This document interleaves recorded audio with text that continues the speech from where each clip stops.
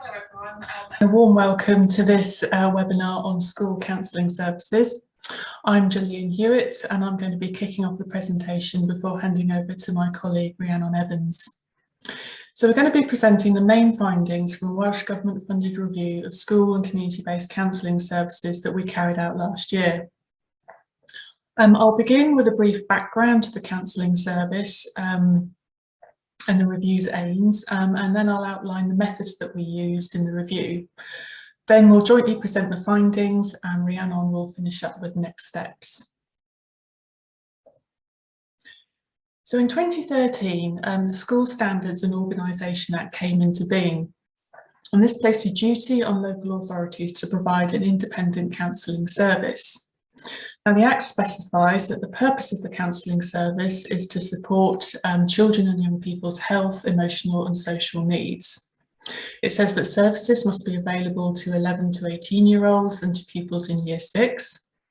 It must have a presence on site in all maintained secondary schools in the local authority area, and also to be available in other community locations so that children who are educated in other settings or who do not want to see a counsellor at school can still access the service. So local authorities are provided with some statutory guidance from Welsh Government, but beyond this basic framework that's set out in the Act, they're free to design a counselling service in the way that they feel meets the needs of their local population. So not surprisingly, there's quite a lot of variation in counselling services across Wales, and this slide just shows some of the key areas where we found that variation occurs. So for example, some local authorities directly employ their own counsellors, whilst others commission an organisation to deliver the service on their behalf. So for example, an organisation like Barnardo's. We also see quite a lot of variation in how much provision is already available for children in primary school, and also in the additional provision that counselling services provide. So for example, parenting courses or school staff supervision. So in 2020, Welsh Government ministers agreed to increase funding for counselling services and to extend the entitlement to use the service to primary school aged children. And to inform how that money was spent, they commissioned us to undertake a review of the current services and to make recommendations for an optimised service for children and young people. So in 2021, we used a range of methods to ensure that we got insights from everyone to whom counselling services are relevant. So we spoke to children and young people, parents and carers, teaching and pastoral staff at schools, local authority counselling service leads and some school counsellors themselves, and key stakeholders from health and education.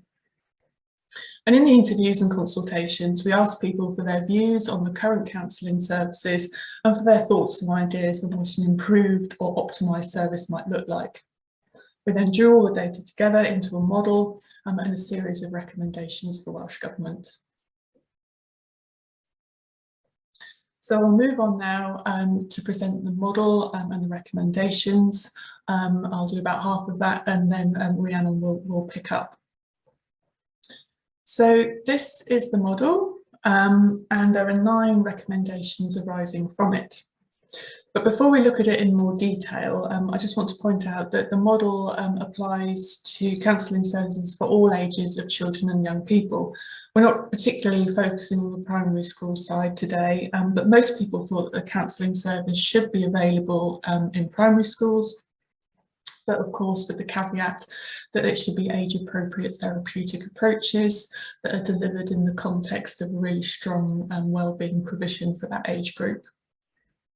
Also that the model applies to all education and community settings where counselling services are delivered. So I'll just walk you around the model first of all, and then we'll look at the components in a bit more detail. So the orange block in the centre represents sort of the mental health and wellbeing provision that children and young people receive, and that's made up of universal provision available to everybody on the left-hand side, and then counselling services integrated into that mental health provision on the right-hand side.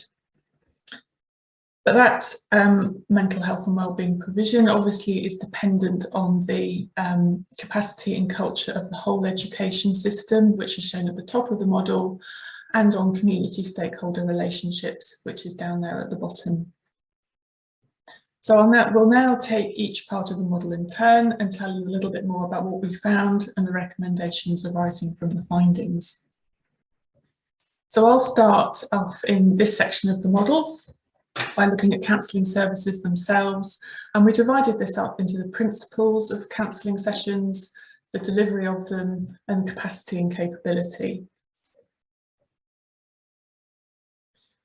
So it was clear in the data that we collected that offering choices to young people, tailoring counselling services to their needs, and services being flexible were important, particularly to young people themselves and to their parents and carers.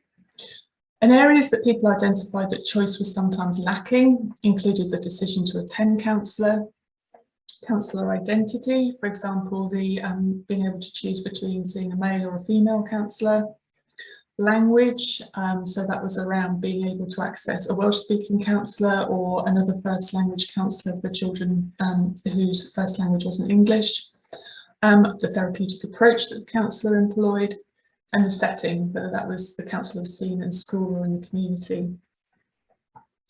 Regarding tailoring and flexibility, where participants had experienced services being flexible and accommodating young people's needs, this was praised.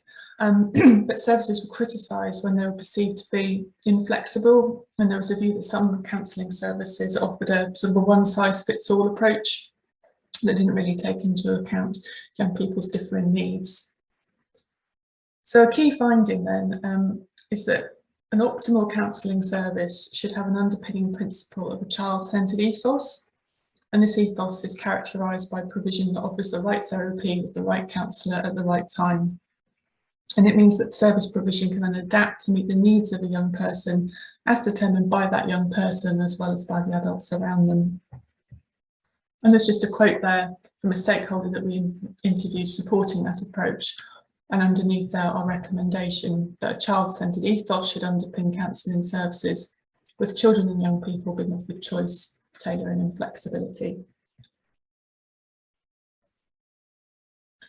So the next element of counselling services the model addresses is their delivery, and a number of different aspects of delivery emerged as being important in our data. And some of these are also places where choice and tailoring that we've just talked about could be built into counselling services. So the first of these was the importance of having a range of referral routes available to school staff, also to health staff, parents and carers, and critically to young people themselves. And self-referral for young people was really quite highly valued. And there's a quote here from a stakeholder who'd spoken to some young people themselves who'd found it hard not to be able to contact the counsellor directly themselves and having to explain that they wanted to see the counsellor to multiple members of school staff. Other elements of delivery that came up were drop-in sessions and appointments. Drop-in sessions were viewed very positively as they were perceived to be able to allow young people to have a taste of counselling and meet the counsellor before committing to it.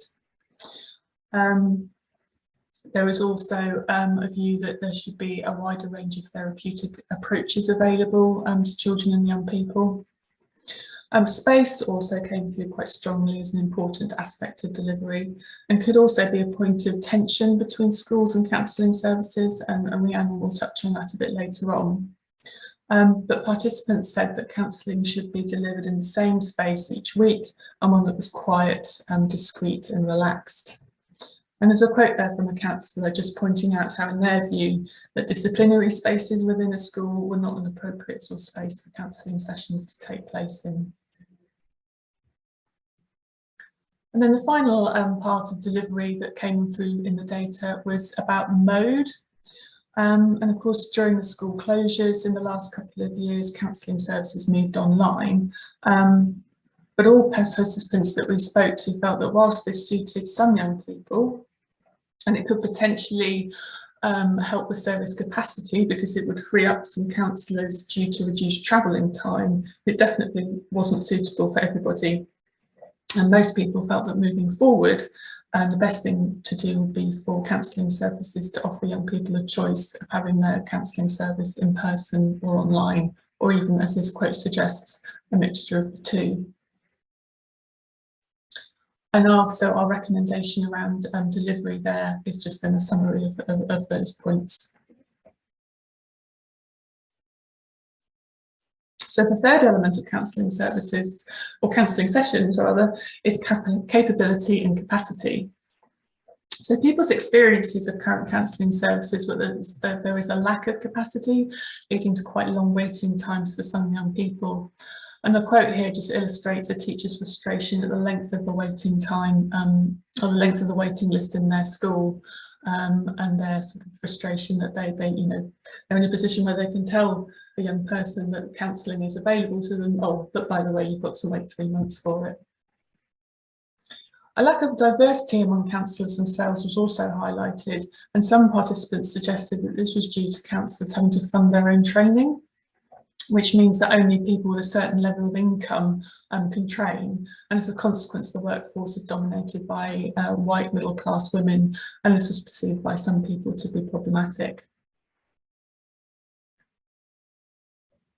We asked our participants as well who they thought should deliver counselling, and while some young people thought peers or teachers could deliver counselling, the majority were clear that counselling is a specialist activity that should be delivered by trained, accredited counsellors. So our recommendation here is that counselling services should be delivered by specialist counsellors with a professional registration.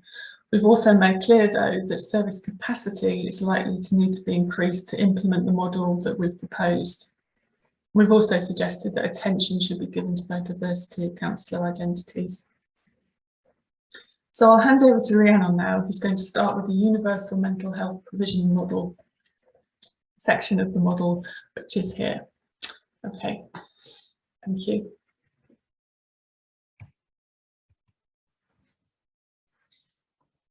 Hi everyone, so I'm Rhiannon Evans and I'm already here at the Cypher Research Centre and worked with Gillian and the team on the review of the school and community-based counselling services. So I'm just going to finish the rest of the presentation and talk through the remaining data and recommendations linked to what we found, and then have a few reflections at the end about how schools might work moving forward in order to do this. So far, Gillian has talked about what we found about the specific counselling sessions, and now I'm going to talk about the actual universal mental health provision, which counselling services might be embedded in. So this is the aspect of the diagram that we're going to talk to, and there were two key sets of findings within this call for embedding counselling services, counselling sessions within universal mental health provision. So the first part of this was the finding really to raise awareness of counselling for children and young people specifically, but also for parents, carers, and school staff. So there was a definite issue that across the board that young people often don't really know what counselling is. They don't necessarily know what would happen when they turned up. Some likened it to a Freudian analysis session. But also there was challenges about how they access counselling, and ideas about, well, how confidential is it? Who would know that they were there, and what would happen afterwards? So real lack of knowledge really about what counselling is.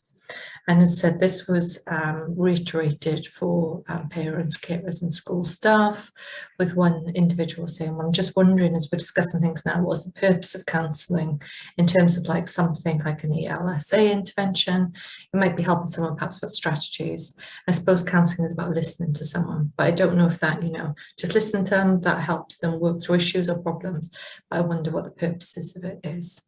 So you see here this real tension about what is counselling as opposed to the suite of other mental health and wellbeing provisions that might be available within the school. So through this, we had recommended that we just need much more comprehensive information provided across the board about what counselling is. And this, to a sense, might be one of the easiest things to address as part of our study recommendation. So there's a call for posters and leaflets, assemblies and curriculum lessons, which might include people who had previous experience of counselling, sharing them what had happened for them, drop-in sessions and introductory videos from counsellors. This was seen as important in trying to get individuals to know the counsellor and get that sense of what might happen in the session. There was the testimonials from learners, which I just referenced, and then for individuals who are involved in the care system, particularly foster carers, they said that there was probably a need for fostering handbooks and introductory materials to give much more information about how counselling could be made available to them and what might happen for the young person in care.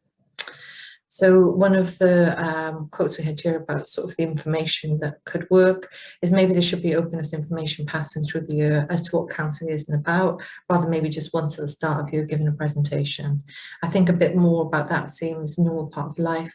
I think people just don't really know about it unless it's offered to them and feel aware of it. So I think taking away those boundaries and barriers is really important. So our recommendation linked to that then is that children and young people should be provided with more information about counselling services. Then the next finding and recommendation that we had in relation to universal provision was linked to kind of this whole school approach to emotional and mental well-being, which is currently being promoted by the Welsh Government. So a colleague of ours, Rachel Brown, recently led on the evaluability assessment of the whole school approach, which was published earlier this year. You might want to follow that up and have a look. But this really has tried to adopt this whole system approach. We'll bring together diverse services and provisions in order to have this sort of wraparound, holistic approach to mental health and wellbeing for young people. I think currently what we found is that counselling services feel a little bit disjointed from this whole school approach that we are working towards. And we've sort of tried to recommend that we seek further opportunities and address the challenges for that further integration. So based on some of our consultation, including with BCP, we developed a model to think about this stacked, tiered, integrated approach, which sits counselling within the range of other mental health services available.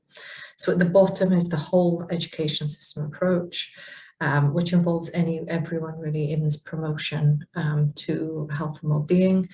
Then we have the universal mental health and wellbeing promotion activities, which are more sit at the interface with children and young people, which really get them to have more knowledge and skills around mental health and wellbeing, referencing a little bit what I said in the last couple of slides about having more information and knowledge about counselling. And then from here, then we might start to move towards more individualised or small group provision, with school and community-based counselling being part of that. And then finally, at the apex, we would have the more specialist mental health services such as CAMHS. So instead of seeing counselling as this thing which is discrete and off to the side of the direction of travel around the whole school approach that the Welsh Government is pursuing, it's just trying to bring it in so it's much more part of the trajectory of services and promotional activities a child or young person might engage with. But just for the quote here, it was really important for us to flag, and really central to the ethos of the counselling, is that while we might do more work to integrate it into the system, it is important that it is seen as an independent service, and that is one of the central principles of counselling. So as one counsellor said, it's really important to get the balance between we're not part of the school, so the counsellors are not the teachers. They don't need to be referred to as Miss or Mrs. First names, using mobile phones, using whatever language they want to use, including swearing. I think that's absolutely spot on. So it's just allowing that slightly different ethos and approach to still be there in an independent manner. So different things that we could do or could be done in order to support this integration. So first was increasing the visibility of counselling. So it was seen as the just part of the suite of options that young people might be engaged with. and then thinking about trying to bring small elements of pastoral and therapeutic approaches into schools, which can reinforce counselling. That's not to say that schools should be delivering counselling, they're not trained therapists, but you know, some echoing some of those techniques and having some congruence and consistency in the messages and the approaches. So young people, especially those who attend counselling, are having their skills reinforced in lots of different settings, but including within schools. And then there was some discussion about really trying to work a little bit more about handovers between the counselling service and the pastoral care team to just ensure that there's consistency in approach for young people and it's not seen as this disjunctive provision. So one staff member said, a good thing would be to share any information, even if it's just, you know, through a feedback form or some advice for what the school could offer, not necessarily demanding that the school could offer, but some suggestions for the future going forward. So there were some good ideas there, but obviously confidentiality is imperative within here. So a lot of work would need to be done and hopefully consulting the child about what information is known to which professionals and people. Our recommendation to come from here is that universal mental health and wellbeing provision should be made available to children and young people. So it's not just counselling, but this integrated suite of approaches. This should include holistic wraparound support for counselling services, which may include curriculum lessons, peer-led activities, and staff-led support. So that kind of captures some of the universal mental health provision we were focused on. And now we're going to go on to the other two domains, the top one being the whole education system, capacity and culture. So this goes beyond the work done and the interface with the child and young person and thinks about this whole system. So the first thing we had here was about capacity. So one of the findings that came up was that while schools obviously recognise that they are a site for promoting mental health well-being and they can work with counselling services to ensure that they are supporting counselling, but also doing that wider platform of work around promoting mental health and well-being. Staff consistently express concern about their skills and confidence to deliver this sort of universal mental health provision. And we've done research about this, about what is the identity and the role of the teacher, and feeling perhaps not well equipped to always deliver the things that they end up having to deliver. So one said, or just that we're given that guidance sometimes on how you either got one-to-one groups or groups of 8, and then we have a whole school approach to 700 children. What do we always put in the middle? How can we bridge that gap every time? What can we offer? How can we do things that may not be specialist, but bridges the support, if you like? So there's definitely a need to support the capacity and the competency of staff if they are being required to do this, and that feels a little bit of a missing gap at the moment. So yeah, to reiterate that, so our recommendation from there came, well, education staff need training and development opportunities to support young people in deciding to attend counselling and supporting their wellbeing throughout that. And it came up, this idea a lot about staff are often seen as a capable and trusted adult for young people, and just feeling that they are empowered and in a position to carry out that role is really important. As I said, then important in delivery of mental health and wellbeing provision. So our recommendation to come from there then is that staff should have professional development and training regarding children and young people's mental health and wellbeing, so they can support young people in deciding to attend counselling and delivering mental health provision. Then we also picked up on the culture, and there's a lot of evidence really about the importance of a mental health promoting culture, which can allow counselling to effectively work, but also that universal mental health piece. So the research literature and school leaders just highlighted the need for supportive culture. So previous studies, including one conducted by Estin, found that when mental health services are prioritised, schools are more likely to adapt their space to ensure that counselling was delivered in an appropriate setting. And also when school staff value counselling services, they're more likely to signpost learners to it. So it's just creating this mental health promoting culture. So quote there, a lot of our nurture program is go for a walk, walk and talk, be outside. If they like cooking, do some cooking and talking. If they like sewing, go and use some sewing and talk. We do use the SEAL, social emotional program, and that's with sort of running whole classes. That's very different from providing children with additional emotional support around individual issues and talking individual personal things. So coming to our recommendations from there, that then we recognise that staff often report anxiety about supporting learners' mental health and have concerns, particularly about the complex and extensive platform of new initiatives that they are increasingly being required to deliver, such as the new curriculum or the whole school approach. So there's some work there about fostering a positive culture that can support staff and support counselling.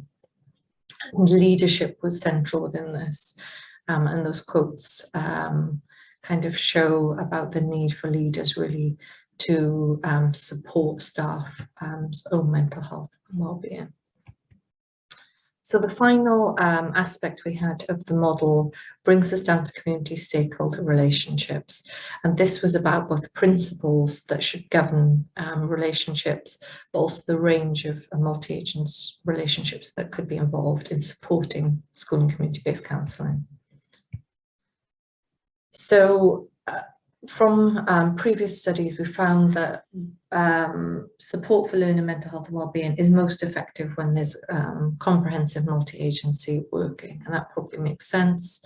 And we did see evidence in the study of good examples of multi-agency working with the referral panels that kind of brought together a range of professionals to decide the best pathway of support for a young person. And these were generally seen as positive in ensuring the most appropriate and relevant support is found for a young person. So we found a range of key system stakeholders which were seen as vital in ensuring this multi-agency working. Foregrounded is obviously the children and people themselves, but also parents and carers, counsellors, educational professionals, third sector organisations and local authority services. And we see a number of good or a number of new frameworks coming out to support this, such as NEST, which is a planning tool currently being used in regional partnership boards. So our recommendation from there then is that key system stakeholders need to engage in multi-agency working to ensure mental health services, including counselling, best meet the needs of children and young people. And then the final thing then is thinking about some of the principles that we might use to support this. And this might be subjective and needs more exploration at the individual level. But we did see throughout our review of the existing literature and in parts of our own study data that there can be challenges, historic challenges and tensions in working interprofessionally. So counsellors often talk about having different relationships with different schools, and where I don't feel like they've got the respect for our service, so they just shove the counsellor in a different room every single week, when we quite clearly say, no, we need continuity, it needs to be a nice space, it needs to be invited and confidential. So just those tensions or existence where people feel they're not always being respected by other professionals. So that's something to address, but also then issues around boundaries of information sharing and confidentiality, which I referenced earlier. So I think schools in particular often experienced feeling excluded from a lot of decision making and information sharing, and where they can navigate confidentiality in an appropriate and safe way, they would like to have more information and engagement so that they can support the child and young person in all the ways that we referenced earlier. So our recommendation to come from there then is that there are core principles that should underpin stakeholder relationships. These include understanding different perspectives and practices and a child-centered approach to confidentiality and information sharing. So just to round us off really in the last couple of minutes, it's probably first just to flag the report. So the Welsh Government are currently discussing the findings and will consider taking forward the recommendations. And there are links to the full executive summary and youth summary and the full report at the Welsh Government website. So please do take a further look if you can. And I think we were just then having some internal reflection about, well, what might be the implications for schools, or what might they do whilst the Welsh Government is also reflecting on the recommendations. So I think we had 5 sort of key things you might want to think about. So the first, and perhaps one of the most simplest things, is really just trying to raise awareness of counselling to learners, make them aware of its purpose, who the counsellors are. That just will create a more positive experience for them. You might also consider sharing the youth summary with the student voice groups and get them to feedback and think about, well, how can your schools work to really enhance and integrate the counselling service.